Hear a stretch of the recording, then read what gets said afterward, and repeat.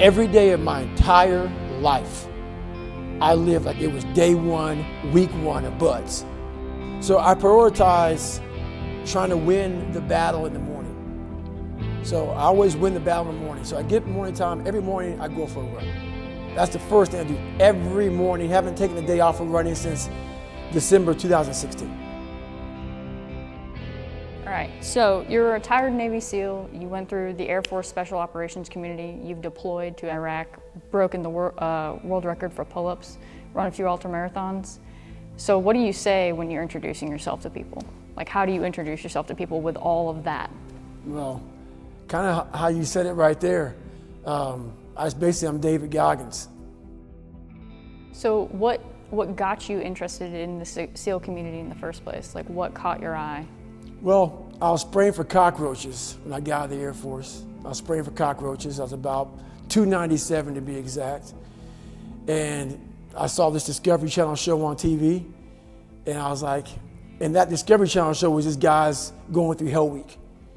And I saw these guys freezing, a lot of water.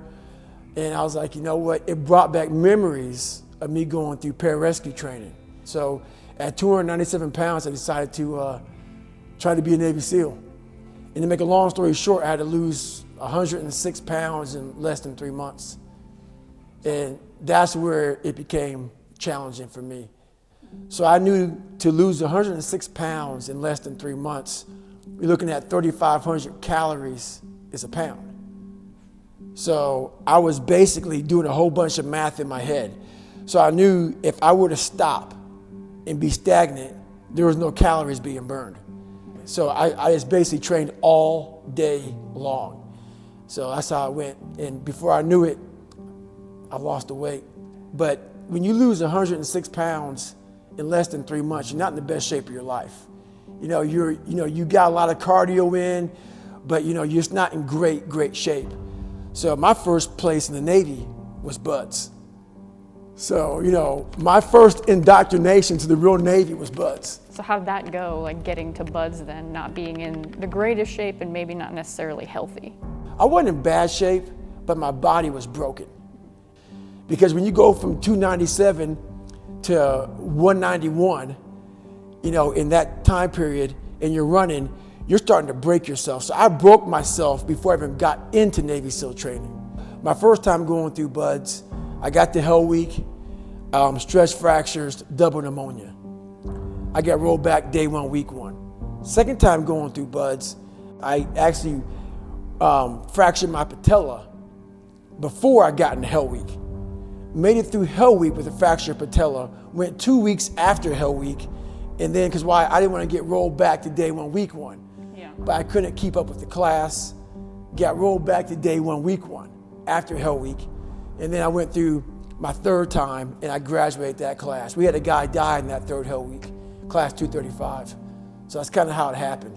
So what did that feel like to keep getting rolled back, keep going through Hell Week? Where did you go when you were doing that in your mind? What I started figuring out going through buds was that the harder something is, the more it was challenging my mind.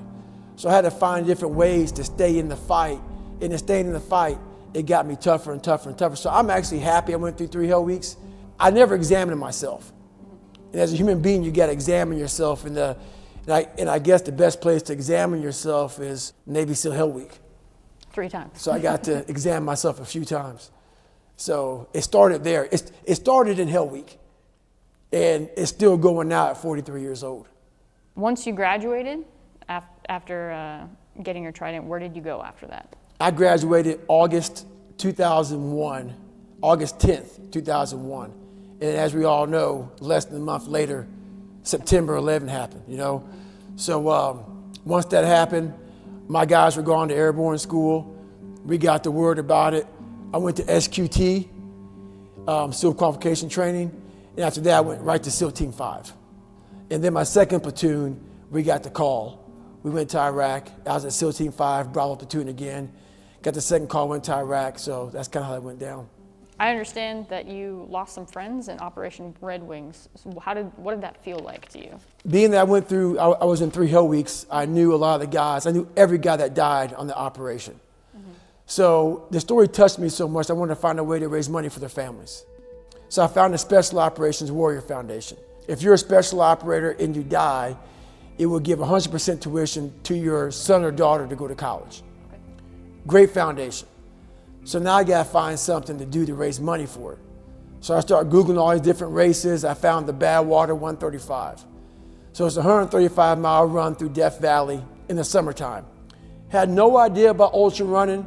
I'm 250 pounds, I'm a big meathead. So here I am, calling the guy up on Wednesday. He goes, hey, you got to qualify for this race. I go, how do you qualify? He says, you got to run 100 miles in 24 hours or less. I'm like, is that even possible? I haven't run over 20 miles the whole year. Yeah.